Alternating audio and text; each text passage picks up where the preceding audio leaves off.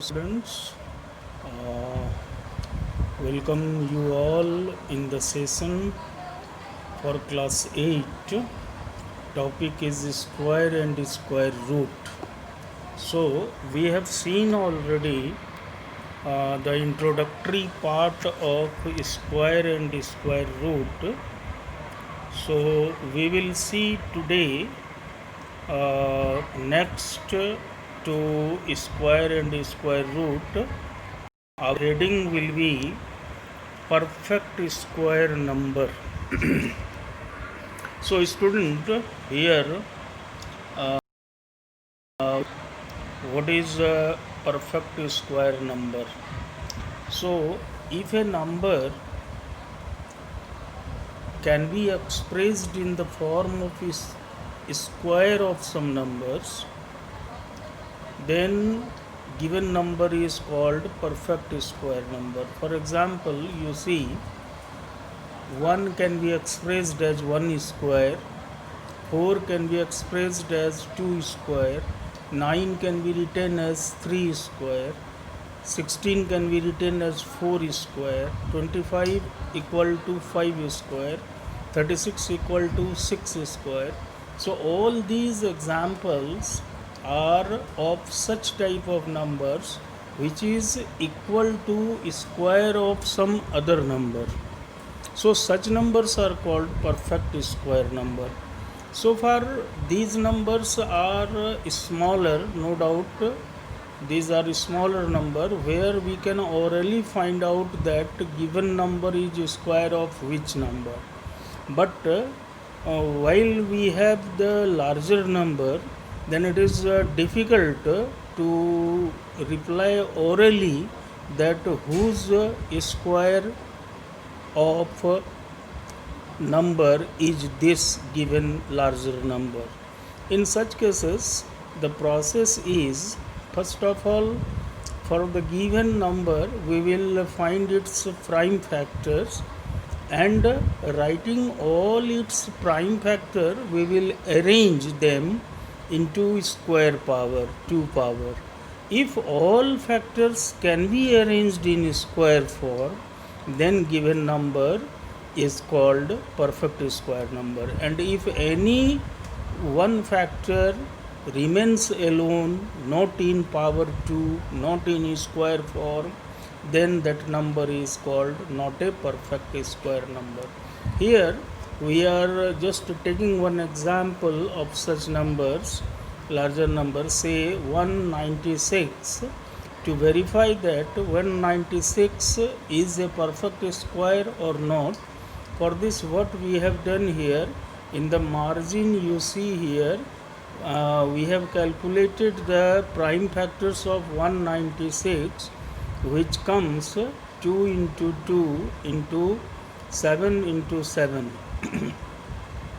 So it is written in the next step 2 square and 7 square, or ultimately if we take together then it is 2 into 4, 2 into 7 whole square, that is 14 square. So we have just got that 196 is the square of 14, so 196 is also a perfect square number. Or we can reply in this way also, that all the factors of 196 can be arranged into square form, so it is a perfect square.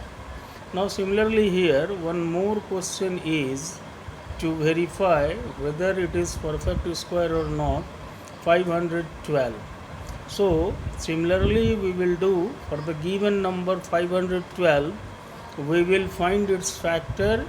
So it comes 2 into 2 into 2 9 times.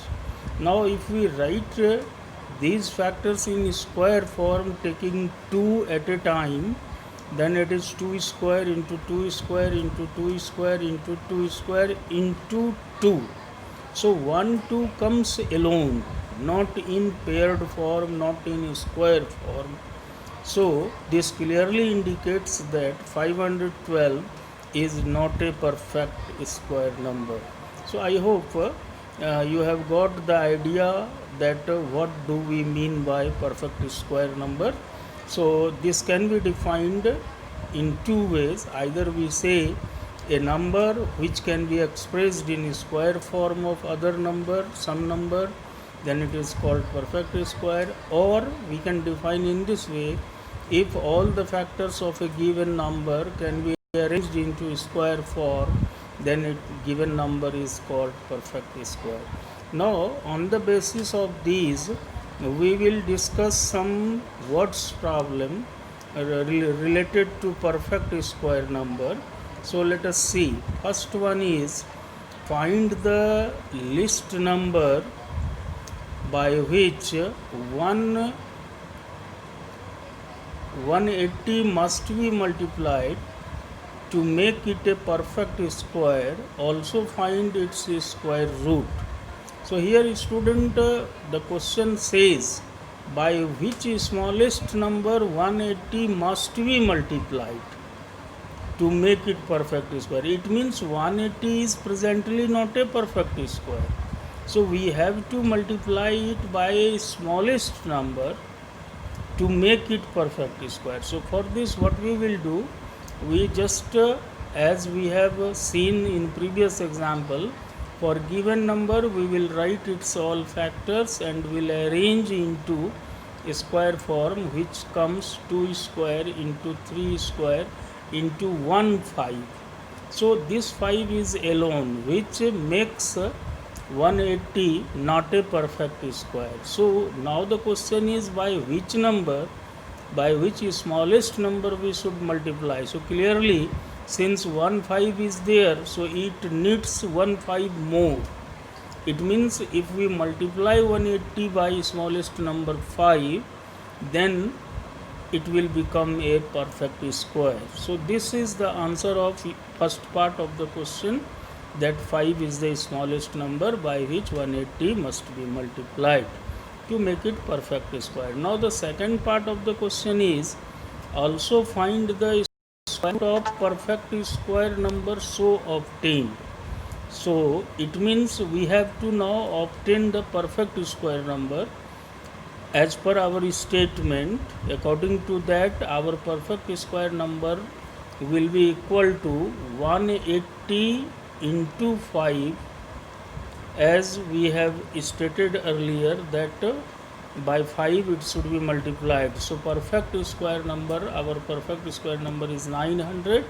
Now we will find its square root. We have already discussed how square root can be taken of any given number. So using here by continued division or long division, we find the square root of this perfect square 900.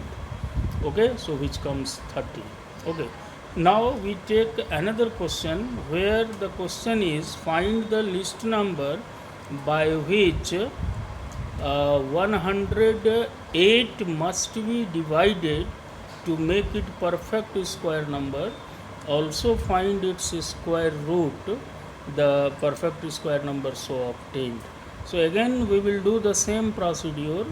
For the given number 108, we will write the prime factor of this number and will arrange them into square form, which comes 2 square into 3 square into 3. So 1 3 is alone, not in square form, which indicates that 108 is not a perfect square. So now the question is, by which smallest number 108 should be divided, must be divided. So clearly, what is the unpaired number here? If we divide 108 by this 3, alone 3, then it will give the perfect square number. So our answer is 3 is the smallest number by which 108 must be divided to make it perfect square. Now we will get the perfect square number just by dividing 108 by 3, which comes 36. Now we will find its square root. So 36 has square root 6. So in this way we have completed the different parts of the asked question. Now we will go through the another type of words problem, where we will see the question is find the least number by which find just a minute find the least number by which 385 find the least number which must be subtracted from 385. So this is subtracted type, must be subtracted, the smallest number which must be subtracted from 385 to make it perfect square. Also find the square root of perfect square, so often. So here student there is difference. So you remember that must be multiplied and must be divided. These two we have already discussed before this. So in these two types we take the prime factors, but for the case must be subtracted and must be added, smallest number must be subtracted and smallest number must be added to make perfect square. Here we don't find the prime factor, rather we use the division method for the given number.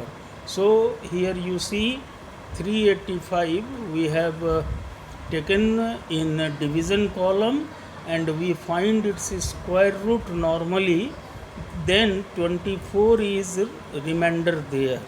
So this remainder is to be subtracted, must be subtracted. This is the smallest number which must be subtracted from given number 385 to make it perfect square.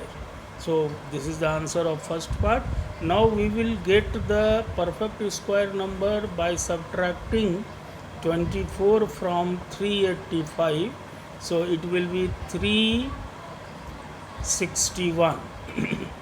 So our perfect square number is 361. Okay. Now by column method, that is by division method, we will find its square root, which is 19. So this way this must be subtracted type can be done. Now another question we will take, which will be to find the smallest number which must be added. So here we have taken a number 425.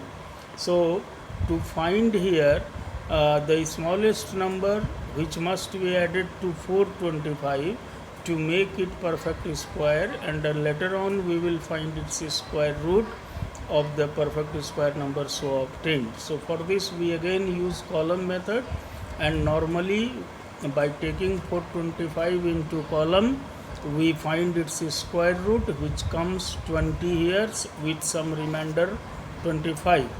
Now we will find its square root one time more. So taking 425 again we will find its square root, and what we will do here, we will find its square root getting the answer one more than the previous square root which has been done just now here, and answer was 20 with some remainder. Now here we will bring our answer one more than 20, that is 21. So quite natural, when we divide, then more numbers, that is greater number will come here, because we are giving division more than required, one more than required. So here you see below 25 we have written here what, 41. So giving division by one more, that is 21 times. So here we will take the difference of these two numbers.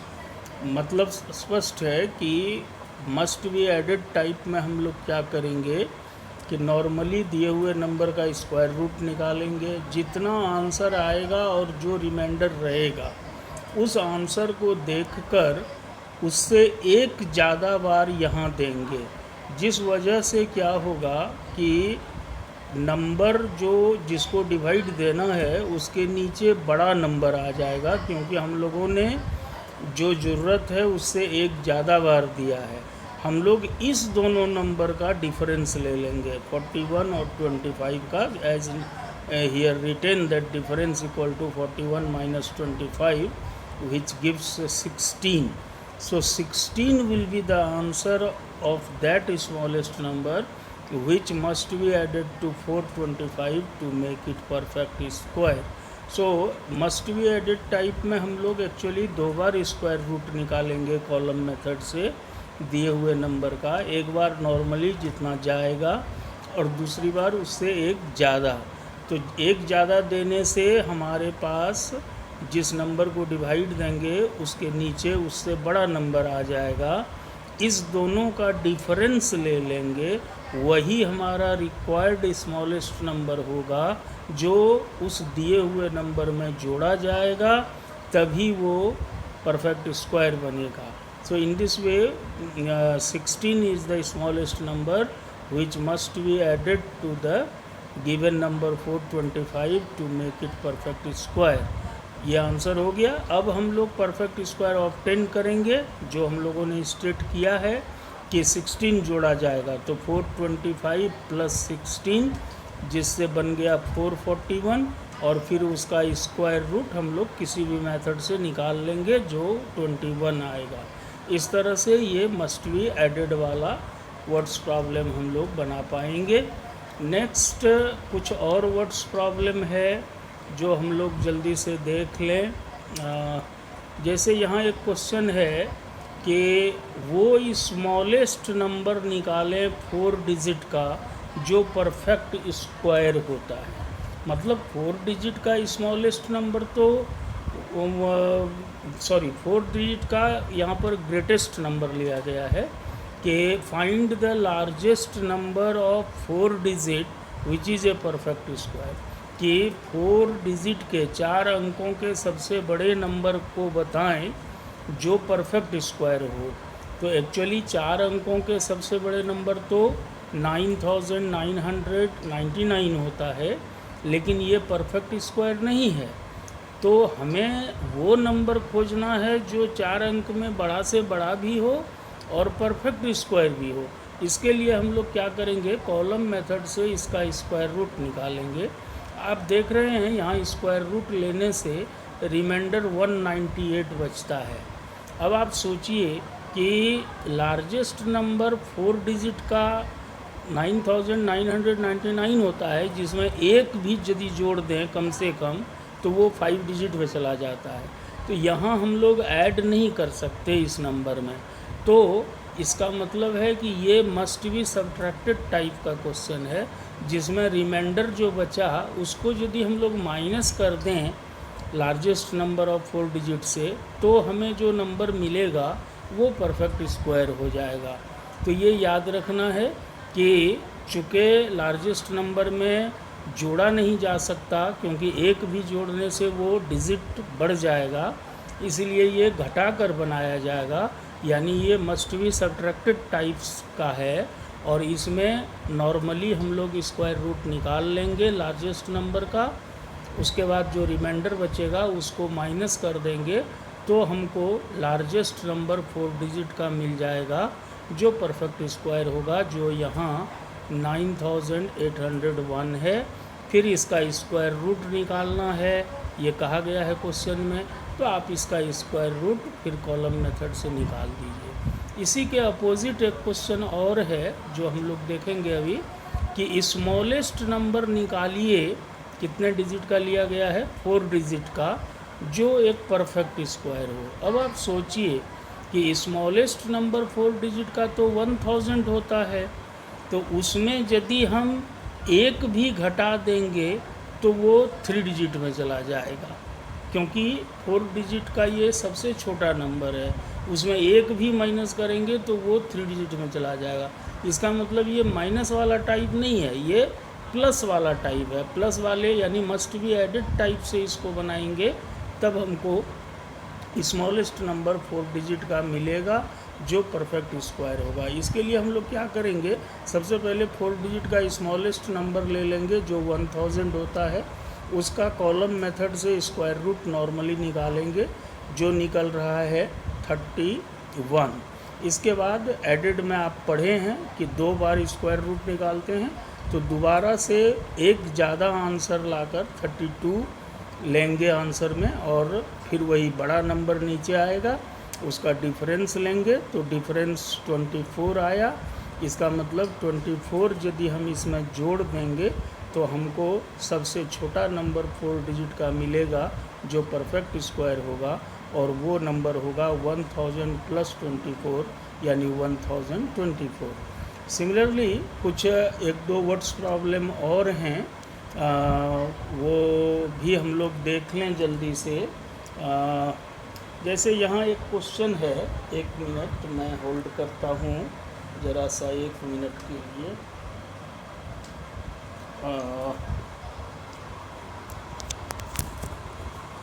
1 minute.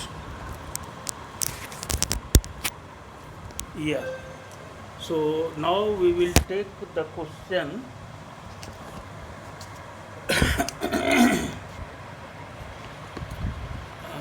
Just I am reading the question. Here the question is, if the area of a square field is 441 square meter, then find the length of each side of the field.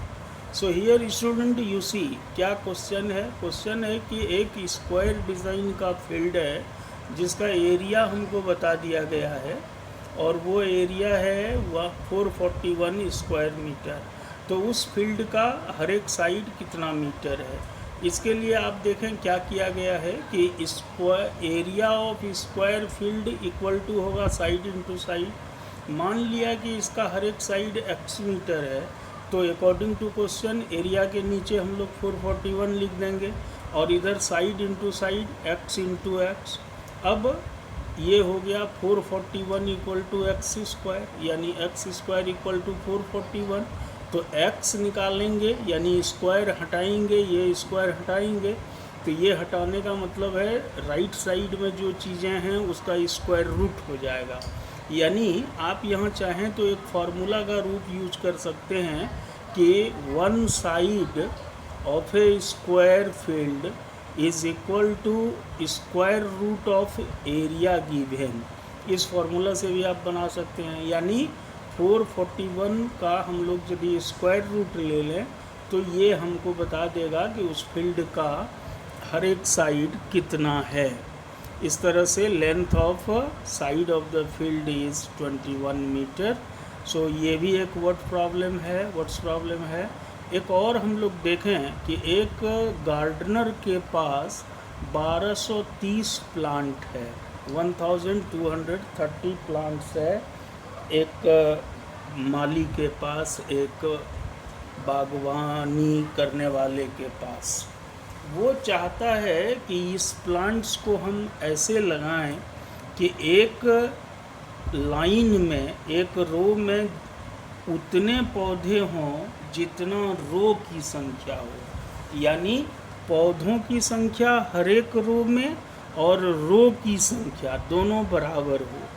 तो बताना है कि हर एक रो में कितने plant वो gardener लगाएगा। इसका मतलब यहाँ हुआ कि फिर वही ऊपर के उदाहरण जैसा कि number of rows and number of plants in each row दोनों इक्वल है, तो दोनों का इंटू मिलकर कुल पौधों के बराबर होगा। तो हम लोग क्या करेंगे, 1230 पौधे टोटल हैं, तो हम लोग इसका स्क्वायर रूट पहले कॉलम मेथड से निकाल लेंगे। ठीक है, स्क्वायर रूट जब हम निकालते हैं तो मुझे क्या मिलता है, आप गौर करें कि स्क्वायर रूट में यहाँ 5 छूट गया है, आप लिख लेंगे दोबारा, यहाँ 5 से दिया गया है। तो स्क्वायर रूट में क्या होता है कि 5 रिमाइंडर बच जाता है और स्क्वायर रूट इसका 35 आता है। और उसके पहले क्या किया गया है, तो number of plants in each row को x मान लिया है। तो ये x इक्वल हो गया नंबर ऑफ रोज के, यानी दोनों इक्वल है, number of plants in each row and number of rows. तो दोनों x हो गया, दोनों का इंटू मिलकर कुल प्लांट होगा। तो x इंटू एक्स बराबर 1230, यानी x स्क्वायर बराबर 1230। और x निकालेंगे फिर दाहिने तरफ रूट हो जाएगा 1230 का, स्क्वायर रूट हो जाएगा। तो वही स्क्वायर रूट इधर निकाला गया है, जिसमें आंसर 35 आ रहा है और 5 प्लांट रिमेन बच जाता है। इसका मतलब 1225 प्लांट ही उस डिज़ाइन में लग सकता है, जिस डिज़ाइन में कि 35 प्लांट होंगे एक रो में, हर एक रो में, और रो की संख्या भी 35 होगी, 35 होगी, और 5 प्लांट बच जाएगा जिसको हम अरेंज नहीं कर पाएंगे। सो ये इसका आंसर हो गया। इसके बाद स्टूडेंट हम समझते हैं कि आपके सारे प्रश्न हो जाएंगे। एक और छोटा सा चीज़ है, वो भी किसी लगभग सभी किताबों में दिया हुआ है, वो है पाइथागोरियन ट्रिपलेट, कि ये क्या चीज़ होता है। तो एक्चुअली ट्रिपलेट का मतलब होता है 3 नंबर का एक ग्रुप। मतलब एक जगह जब हम 3 नंबर को कोमा दे देकर एक छोटी ब्रैकेट में लिख दें, यानी एक ग्रुप बना दें 3 नंबरों का, तो उसको ट्रिपलेट कहा जाता है। अब है कि पाइथागोरियन ट्रिपलेट कौन है, तो उसमें ऐसे 3 नंबर को रखे जाते हैं जिसमें बड़े वाले, सबसे बड़े वाले नंबर का स्क्वायर बराबर हो बाकी 2 छोटे नंबर के स्क्वायर के सम के, यानी जो पाइथागोरस थ्योरम पर सेट हो जाए। जैसे हम लोग पढ़ते हैं पाइथागोरस थ्योरम में क्या होता है कि राइट एंगल ट्रायंगल में जो सबसे बड़ा साइड होता है, जिसको हाइपोटेन्यूज कहते हैं, वो अकेले का स्क्वायर बराबर होता है perpendicular square plus base square, यानी बाकी 2 साइड के स्क्वायर के सम के। तो पाइथागोरस थ्योरम पर जो ट्रिपलेट सेट कर जाए, तो सेट कैसे करेगा, तो सबसे बड़े का अकेले का स्क्वायर पहले ले लेंगे, निकाल के रख लेंगे, फिर बाकी 2 के स्क्वायर के सम निकालेंगे जोड़कर। यदि देखेंगे दोनों का मान बराबर है, तो इसका मतलब ये ट्रिपलेट, ये जो 3 नंबर का ग्रुप है, ये पाइथागोरस थ्योरम को फॉलो कर रहा है। तो ऐसे ट्रिपलेट को पाइथागोरियन ट्रिपलेट कहा जाता है। ठीक है, जिसको यहाँ लिखा गया है a group of 3 numbers in which square of the greatest number is equal to the sum of squares of other 2 numbers, such triplet is called Pythagorean triplet। इसके बहुत सारे उदाहरण हैं, जैसे 5, 12 और 13, 3, 4 और 5, 6, 8 और 10, 20, 21 और 29। तो ये सब कई उदाहरण हैं पाइथागोरियन ट्रिपलेट के, जिसमें आप किसी भी ट्रिपलेट को जांच करेंगे तो पाएंगे कि सबसे बड़े वाले का स्क्वायर इक्वल होता है बाकी 2 के स्क्वायर के सम के। ये तो कहानी हुई पाइथागोरियन ट्रिपलेट क्या है। अब किताब के आधार पर जो सवाल इसके हैं उसको भी समझना है। तो एक्चुअली यहाँ पर ये कॉन्सेप्ट है, बताया गया है कि पाइथागोरियन ट्रिपलेट जो होता है वो जनरल फॉर्म में, माने हुए फॉर्म में 3 नंबर का ग्रुप होता है। वो हैं 2m पहला नंबर, दूसरा नंबर है m स्क्वायर माइनस 1 और तीसरा है m स्क्वायर प्लस 1। तो ये आपको याद रखना है स्टूडेंट कि 2m, m square minus 1 and m square plus 1 are the 3 numbers which is called Pythagorean triplet।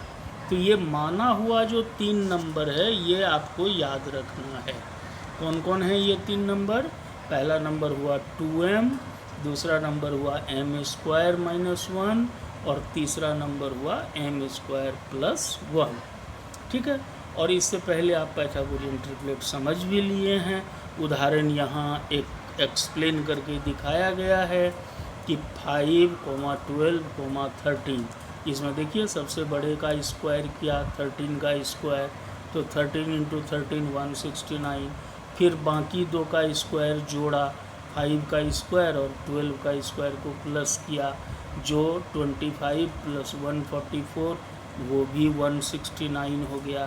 तो दोनों इक्वल हो गया, इसीलिए यानी 13 का स्क्वायर इक्वल हो गया 5 स्क्वायर प्लस 12 स्क्वायर के वैल्यू के।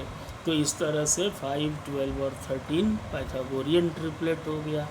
उसी तरह एक उदाहरण दिखाया गया है कि 1, 2, 3 ये पाइथागोरियन ट्रिपलेट है कि नहीं है, जांच करें। तो इसमें सबसे बड़ा नंबर 3 है, तो 3 का स्क्वायर लेंगे तो 9 हुआ। अब बाकी दो का स्क्वायर लेंगे और जोड़ेंगे, तो 1 स्क्वायर जोड़ 2 स्क्वायर, जो 1 और 4 मिलके 5 हुआ। तो एक वैल्यू 9 आया, एक वैल्यू 5 आया, दोनों वैल्यू इक्वल नहीं हुआ। तो हम कह सकते हैं कि 1, 2 और 3 ये जो ट्रिपलेट है ये पाइथागोरियन ट्रिपलेट नहीं है। अब हम लोग किताब की बात करें। किताब में क्वेश्चन है कि आप जान चुके पाइथागोरियन ट्रिपलेट क्या है, माना हुआ ट्रिपलेट क्या है ये भी आप जान चुके। उसमें से उस ट्रिपलेट में से एक मेंबर कहिए या एक कहिए कि पाइथागोरियन ट्रिपलेट का एक नंबर दिया हुआ है, तो आप बाकी दो निकालें और ट्रिपलेट को पूरा करें। जैसे उदाहरण के लिए मान लीजिए एक नंबर 16 दिया है, तो आपको कहा जा रहा है कि one number of the Pythagorean triplet is given which is 16। Now right the Pythagorean triplet. अब आप पूरा ट्रिपलेट बनाइए, एक आपको दिया गया है। तो हम लोग क्या करेंगे, जो दिया है उसको पहला वाला मान लेंगे, यानी 16 दिया है तो हम लोग मान लेंगे कि ये 2m वाला मेंबर दिया गया है। पाइथागोरियन ट्रिपलेट का जो एक नंबर है 2m, वो 2m दिया गया है। इससे m निकाल लिए, 8 हो गया। अब हम लोग m जान गए तो बाकी दो में बिठा के बाकी दो नंबर जो ट्रिपलेट का है m स्क्वायर माइनस 1 वो निकाल लेते हैं, तो वो हो जाएगा 8 स्क्वायर माइनस 1 यानी 64 माइनस 1 63, और दूसरा हो जाएगा m स्क्वायर प्लस 1 यानी 8 स्क्वायर प्लस 1 64 प्लस 1 65। अब तीनों को एक ब्रैकेट में कोमा देकर लिख देंगे। एक तो दिया ही है 16 और दो आपने निकाला 63 और 65। तो इस तरह से हम लोगों का पाइथागोरियन ट्रिपलेट हो गया 16, 63, 65। सो यहाँ आकर स्टूडेंट ये चैप्टर पूरा होता है और हम लोग जितने भी इसमें कॉन्सेप्ट से संबंधित बातें हैं वो हम लोगों ने देखा, और उम्मीद करते हैं कि आपसे लगभग सारे सवाल जो बुक के एक्सरसाइज में है वो बन जाएगा। यदि कहीं कोई तरह का छोटा बड़ा डाउट होगा तो फिर हम लोग उसको भी शेयर करेंगे। और आप को वीडियो ये अच्छा लगा आप लाइक करेंगे, दोस्तों से शेयर करेंगे और सब्सक्राइब करेंगे। सो फिर हम लोग मिलते हैं दूसरे वीडियो में। Till then good bye. Okay, thank you for watching this video.